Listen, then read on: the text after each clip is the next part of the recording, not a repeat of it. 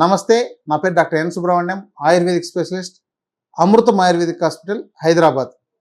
పురుషులలో అంగస్తంభన లేకపోవడం లేదా అంగస్తంభన తగ్గిపోవడం, ఇంకా బాగా చెప్పాలంటే పురుషుల్లో నపుంసకత్వం, ఈ సమస్య గురించి ఎందుకు వస్తుంది, దీనికి కారణాలేంటి, ఎలాంటి చికిత్స అందుబాటులో మనకున్నాయి అనే విషయాల గురించి చర్చిస్తాం. ప్రధానంగా ఇక్కడ నపుంసకత్వం అనగానే ఎవరికైతే పుట్టుక నుంచి లైంగికమైన అంగస్తంభన అనేది లేకుండా పోయి ఉంటుందో దాన్ని నపుంసకత్వం అంటారు, ఇంపార్టెన్స్ అంటారు. అదే యవ్వనంలో అంతా బాగుండి, అంటే 25-30 ఏళ్ళు 35 ఏళ్ళ వరకు బాగుండి తర్వాత అది తగ్గిపోతూ ఉంటే అది మీ యొక్క ఆహారము జీవన విధానం లోపం వల్ల వచ్చినది కాబట్టి, మీ వయసు రీత్యా కూడా రావడం వల్ల కాబట్టి దానిని అంగస్తంభన లేకపోవడం అనే చెప్పాలి. కొంతమంది దాన్ని కూడా ఇంపార్టెన్స్ అని చెప్పేస్తుంటారు, నపుంసకత్వం వచ్చేసింది అని అంటుంటారు. ఇది అలా కాదండి. ఏదైతే పుట్టుకతో లేకుండా పోతుందో, అంటే వాళ్ళకి చిన్నప్పటి నుంచి తర్వాత ఆర్గాన్స్ డెవలప్ కాకపోవడం, వీర్యం డెవలప్ కాకపోవడం, తర్వాత అసలు స్తంభనాలని కలవకుండా పోవడం, కోరికలు స్త్రీతో సంగం చేయాలి అనే కోరికలు కలగకపోవడం, ఇదన్నీ కూడా నపుంసకత్వం కిందకు వస్తాయి. సరే, ఈ అంగస్తంభన కొంతమందికి కొంతకాలం పాటు బాగుండి కొన్ని రోజుల తర్వాత తగ్గిపోవడానికి కారణాలు ప్రధానంగా ఆయుర్వేద శాస్త్రం ఏం చెప్తుందంటే, రోగాలు లేవు, రోగాలు రావు. ఎప్పుడు మీ ఆహార ధర్మాలు, ఆరోగ్య ధర్మాలు, జీవన ధర్మాలు, విహార ధర్మాలు సక్రమంగా ఉంటే. ఇవి చాలామందికి అవి సక్రమంగా లేకపోవడం, ఎందుకంటే నేటి జీవన విధానంలో వీటిని ఆరోగ్యం గురించి పట్టించుకునేంత అవకాశం లేకపోవడం, ఆరోగ్యాన్ని నిర్లక్ష్యం చేయడం, ప్రస్తుతానికి ఏదో విధంగా కడుపు నింపుదామనే ఉద్దేశంతో ఉండడం, దురలవాట్లకు అలవాటు పడడం, అంటే మద్యం కానీ, స్మోకింగ్ కానీ, గుట్కాలు కానీ, ఇంకా ఈ వీర్యశక్తిని తగ్గించి వేసే ఆహార పదార్థాలు తీసుకోవడం, నపుంసకత్వాన్ని కలిగించే తీసుకోవడం. ఎగ్జాంపుల్, కొంతమందికి అవగాహన లేకుండా పిల్లల్లోనే, అంటే వాళ్ళకు సరిగా విరేచనం కాలేదనుకోండి, త్రిఫల చూర్ణం వాడేసేయండి అని చెప్తుంటారు. అలాగే కరక్కాయ చూర్ణం, దగ్గు వస్తే కరక్కాయ వేసుకోండి, నోట్లో వేసుకోండి అంటుంటారు. కానీ కరక్కాయ మనకు చాలా మంచిదే, ఎక్కడ ఒక వయసు దాటిన తర్వాత. చిన్నప్పటి నుంచే వాడుతున్నట్టయితే కరక్కాయని పిల్లలకు అంగస్తంభనలు అనేది తొందరగా తగ్గిపోవడం అనేది జరుగుతుంది. అంటే 25-30 ఏళ్ల వయసుకే వాళ్ళు ఒక సంవత్సరం పాటు ఏ త్రిఫల చూర్ణమో వాడారనుకోండి, తర్వాత వాళ్ళకు అంగస్తంభనలు అనేది తగ్గిపోవడం అనేది జరుగుతుంది, చాలామందిలో జరుగుతుంది. ఇది అబ్జర్వ్ చేస్తే తెలుస్తుందండి. కొంతమంది ఎలా చెప్పారు, ఏం చెప్పారు, ఎక్కడుంది అని అంటుంటారు. ఇది ఎంతోమంది వాడి తర్వాత ఇలా మాకు తగ్గిందండి, ఇది కారణం ఇదేనా అని అడిగిన వాళ్ళలో గమనించిన తర్వాత ఇది అర్థమై మీకు అనుభవపూర్వకంగా తెలియజేస్తున్నాం. కాబట్టి విరేచనం సరిగా కావడం లేదు అంటే ఎక్కడ త్రిఫల చూర్ణం లాంటిది వాడించకండి, పురుషుల్లో ప్రధానంగా. మళ్ళీ స్త్రీలకైతే వాడొచ్చు, వాళ్ళకి అలాంటి సమస్య రాదు. రెండవది, ఈ ఎక్కువగా వేడి చేసే పదార్థాలు తీసుకోవడం, చెడిపోయిన పదార్థాలు తీసుకోవడం, విరుద్ధమైన పదార్థాలు తీసుకోవడం, ఇలాంటి వాటి వల్ల కూడా వస్తుంది. ముఖ్యంగా కొన్ని పదార్థాలు, ఇప్పుడు వెజిటేరియన్ నాన్ వెజిటేరియన్ మిక్స్ చేసి, అంటే లేకపోతే 2 రకాల మాంసాహారాలని ఒకేసారి కలిపి తినడం. అంటే మీరు ఎక్కడ ఫంక్షన్కి వెళ్తే అక్కడ చికెన్ పెట్టింటారు, మటన్ పెట్టింటారు, ఫిష్ పెట్టింటారు, ప్రాన్స్ పెట్టింటారు, అన్నీ కలిపి తినేసేయడం. ఇవి ఒక జాతి నుంచి ఇంకో జాతిని 2 మిక్స్ చేసి ఎప్పుడు తినకూడదు. ఇది వాళ్ళకి ఆర్థికంగా బాగుంది కాబట్టి పెద్ద ఫంక్షన్ని వాళ్ళు ఆర్గనైజ్ చేస్తారు. కానీ మీరు దాంతో ఏది మీకు ఒకదానినే మీరు సెలెక్ట్ చేసుకోవాలి, ఏదైనా ఒకదాన్ని. ఇంకొకటి ప్రధానంగా ఈ పెళ్ళైన తర్వాత పిల్లలు కాకమునుపే ఈ యొక్క ప్రాన్స్ లాంటివి తిన్నట్లయితే అది స్పెర్మ్ కౌంట్ని తగ్గించేస్తుంది. కాబట్టి ఈ ప్రాన్స్ అనేవి కూడా పిల్లలు కలిగిన తర్వాతనే తీసుకోవాలి. నేడు చాలామంది వెంటనే ఇవన్నీ తినడం, విరుద్ధంగా తినడం వల్ల ఈరోజు చాలామందిలో సంతానం కూడా కలగకపోవడానికి కారణం అదే, వీర్య కణాలతో పెరగకపోవడానికి కారణం అదే.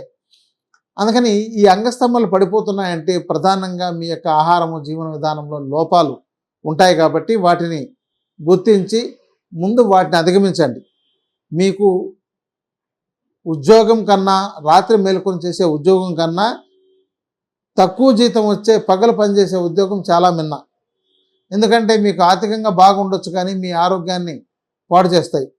కాబట్టి ఆరోగ్యం విషయంలో ముందు మీరు ప్రాధాన్యత ఇవ్వాలి, తర్వాత మీ ఉద్యోగానికి ప్రాధాన్యత ఇవ్వాలి. ఈ యొక్క ఆహారాలు ప్రధాన కారణం. ఇంకోటి, విపరీతంగా బరువు పెరిగినా సరే, లేదంటే గ్యాస్ ట్రబులు, మలబద్ధకం, నిద్రలేమి, అజీర్ణం, కడుపుబ్బరం, ఆకలి లేకపోవడం, ఇలాంటి సమస్యలు ఏ ఉన్నా సరే వీటిని మీరు వెంటనే సరిచేయకపోతే తొందరగా అంగస్తంభన అనేది తగ్గిపోవడం జరుగుతుంది. మీకు అగ్ని బాగున్నంత వరకు మీకు ఎలాంటి సమస్య రాదు. మీకు ఎప్పుడైతే ఆకలి తగ్గిపోవడం స్టార్ట్ అయిందో, అంతకుముందు నేను బాగా తినగలిగేవాడిని, ఇప్పుడు ఫుడ్ బాగా తగ్గింది అంటే మీ యొక్క అంగస్తంభన సమస్య కూడా తగ్గిపోతుంది అనేది ఇక్కడ ప్రధానంగా గమనించవచ్చు మీరు. ఇక ఒబేసిటీ, ఇది కూడా మీకు అంగస్తంభన తగ్గించేస్తుంది. కాబట్టి మీరు ఆహార విషయానికి ప్రాధాన్యత ఇస్తే ఈ సమస్య రాకుండా ఉంటుంది. లేదండి, కొంతమంది నేను చాలా సన్నగా ఉన్నాను, నేను చాలా డైట్ పాటిస్తున్నానండి, దానివల్ల నాకేమైనా తగ్గుతుందా అని అడిగిన వాళ్ళు ఉన్నారు. ఎందుకంటే శరీరానికి సరిపడినంత పోషకాహారం ఇవ్వకపోయినా కూడా అప్పుడు కూడా ఈ సమస్యలు వచ్చేస్తాయి. కాబట్టి పోషకాహార లోపం రాకుండా మీరు చూడండి, ఇప్పుడు మన యొక్క డి విటమిన్ కానీ, కాల్షియం కానీ, ఐరన్ కానీ, B12 కానీ, సరిపడినంత బ్లడ్ లేకపోయినా కూడా ఈ సమస్య వస్తుంది. కాబట్టి మీరు వీటిని ఎప్పటికప్పుడు చెక్ చేసుకొని చూసుకోవాలి. సరే, ఇవన్నీ బాగున్నాయండి, మాకు పరిష్కారం కావాలి, అర్జెంటుగా మీరు పరిష్కారం చెప్పండి, ఈ సోదంతా ఎందుకు అనే వాళ్ళే ఎక్కువ మంది ఉంటారు. కాబట్టి చూడండి, మనకు అష్టవర్గ ద్రవ్యాలని ఉన్నాయి. వీటిని అష్టవర్గ ద్రవ్యాలు అంటే 8 రకాలు కలిపినవి. ఈ 8 రకాల్లో దీంట్లో పేర్లు చాలా అద్భుతంగా ఉంటాయండి. ఇవి నార్త్ ఇండియాలో ఎక్కడో కొండల్లో చిన్న చిన్న మొక్కలుగా పెరిగేవి. దీన్ని జీవకము, వృషభకము, కాకోలి, క్షీరకాకోలి, మేధ, మహామేధ, రిద్ధి, వృద్ధి అని ఒక అష్టవర్గ ద్రవ్యాలు ఈ 8 ఉన్నాయండి. ఇవి మీకు పర్టికులర్గా ఈ అంగస్తంభన సమస్యలు ఉండే వాళ్ళకి చాలా బాగా పనిచేస్తుంది. అయితే వీటిని మీ ఇష్ట ప్రకారం తీసుకోవడానికి కాదు, ఇది వైద్యుల పర్యవేక్షణలో తీసుకోవాలి. ఎందుకంటే ఆ యొక్క ట్యూబర్స్ ఇదిగోండి ఇలా ఉంటాయి, అంత ద్రవ్యాలన్నీ కూడా వీటిని శుద్ధి చేసి ఔషధం తయారు చేయాలి. డైరెక్ట్గా తీసుకోవడానికి లేదు. వీటిని పాలతోనూ, గోమూత్రంతోనూ, ఇంకా చాలా ఇతర ద్రవ్యాలతో శుద్ధి చేసి తర్వాత దీన్ని ఔషధంగా తయారు చేసి ఇస్తారు. దీన్ని లేహం రూపంలో ఇస్తారు. అష్టవర్గ లేహం అని వస్తుంది, అష్టవర్గ కషాయం అని వస్తుంది. కానీ ఇక్కడ ఒక్కొక్క వ్యాధిలో అంటే ఇతర వ్యాధుల్లో కూడా వీటిని వాడుతుంటారు. అయితే మీరు వీటిని వైద్యుల పర్యవేక్షణలో తీసుకోండి. ఎందుకంటే ఈ అంగస్తంభన సమస్యలు తగ్గిపోవడానికి ప్రధానంగా ఇంకొకటి, ఇది సాలా మిశ్రీ అని అంటారండి. సాలా మిశ్రీ, సాలం పంజా అని వస్తాయి. ఇవి కూడా మనకు ఈ అంగాన్ని గట్టిపరచడానికి కానీ, లేదంటే అంగస్తంభన సక్రమంగా లేకపోవడం అనే సమస్య ఉండే వాళ్ళకి ఇవి మంచి న్యూట్రిషన్గా ఆ యొక్క నర్వస్లో కానీ, బ్లడ్లో కానీ మనకు ఆ వెయిన్స్ని స్ట్రెంథనింగ్గా చేసి సర్క్యులేషన్ బాగా ఇంప్రూవ్ చేయిస్తే మీకు అప్పుడు అంగస్తంభన అనేది కలిగే అవకాశాలు ఉంటాయి. కాబట్టి ఇట్లాంటి ద్రవ్యాలు ఇంకా చాలా ఉన్నాయండి. కానీ వీటన్నింటినీ ఓపెన్గా తీసుకొచ్చి మీకు వివరంగా చెప్పేస్తూ ఉన్నట్లయితే తర్వాత ఇవి మిస్యూజ్ అవకాశాలు ఉంటాయి. దీనిలో కూడా ఇవి చాలా కాస్ట్లీ ఉంటాయి. అంటే ఇది సుమారు ఒక 15,000 నుంచి క్వాలిటీని బట్టి 30,000 దాకా కిలో క్వాలిటీ ఉంటుంది. మరి ఇలాంటి వాటిని డూప్లికేట్ లాంటివి తయారు చేసి మార్కెట్లో అమ్మేసి రకరకాల చేసే విధానాలు చాలా ఉన్నాయి. ఎందుకంటే ప్రస్తుతం కాదేది అనర్హం అన్నట్టు మనకు జీడిపప్పును కూడా డూప్లికేట్గా తయారు చేయగలుగుతున్నారంటే ఇలాంటివి తయారు చేయడం పెద్ద విషయమేం కాదు.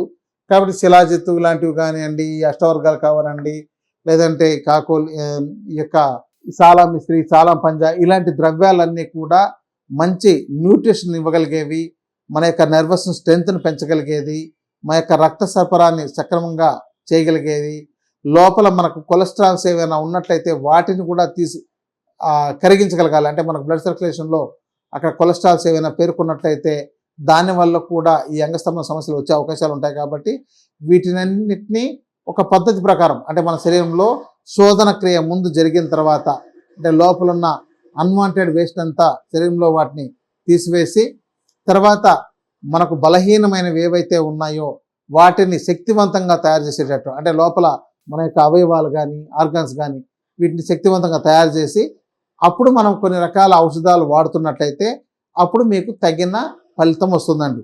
ఏదో ఇలా తీసుకొచ్చా, మీరు ఏదో చూపించారండి, అది మార్కెట్లో దొరికాయి, మేము కొనుక్కొచ్చి రోజు చెంచాలు చొప్పున తాగాము, అయినా మాకు రిజల్ట్ లేదు అని చెప్పేటోళ్ళు ఉంటారు. కాబట్టి వీటిని పని చేయించే విధంగా మనం తయారు చేయాలి.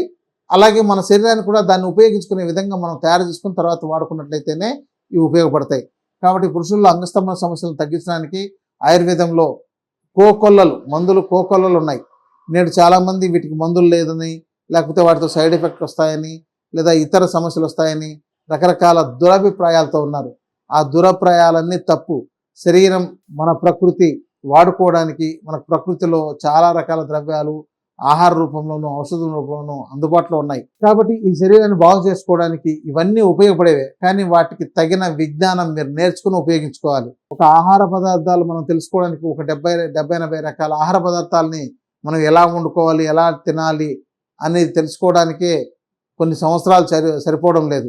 మరి మీ శరీరం చెడిపోతున్నప్పుడు దాన్ని బాగు చేసుకోవడానికి దాంట్లో ఉపయోగపడే ద్రవ్యాలను 200 రకాలు 300 రకాలు మీరు తెలుసుకుని వాటిని నిత్యం మీరు ఉపయోగించుకోవాలంటే చాలా విజ్ఞానం నేర్చుకోవాల్సిన అవసరం ఉంటుంది. అందుకని మీరు ఒక పద్ధతి ప్రకారం, అంటే వైద్యులతో వెళ్ళినప్పుడు కూడా నాకు ఇమ్మీడియట్గా రావాలని రిజల్ట్ అనేది కాకుండా ఒక చెప్పిన విధానం, అంటే వాళ్ళ ప్రకృతి ఏంటి, శరీర ప్రకృతి ఏంటి, ప్రస్తుతం ఎలా ఉంది, వీళ్ళకి చేయాల్సిన మొదటి చికిత్సలు ఏంటి, తర్వాత పూర్వకర్మలు, ప్రధాన కర్మలు, పశ్చాత్కర్మలని పంచకర్మ చికిత్సల్లో చేసే ఉంటాయి. దీంతో శోధన చికిత్సలు, శమన చికిత్సలు ఇలాంటివి ఉంటాయి. వీటిని మీరు సక్రమంగా చేయించుకుంటేనే అప్పుడు మంచి ఫలితాలు వస్తాయండి. కాబట్టి మీకు విజ్ఞానం రావడం కోసం మాత్రమే ఇవన్నీ చూపించి చెప్పగలుగుతున్నాం. మీకు ఇతర అనారోగ్య సమస్యలు ఏమైనా ఉన్నప్పుడు మీకు అందుబాటులో ఉండే ఆయుర్వేద వైద్యులను సంప్రదించండి. ఉత్తమ వైద్యులను, క్వాలిఫైడ్ వైద్యులను సంప్రదించండి. కాని పక్షంలో నా యొక్క చిరునామాను, ఫోన్ నంబర్ అందజేశారు, దానిలో కూడా మీరు సంప్రదించవచ్చు. నమస్తే.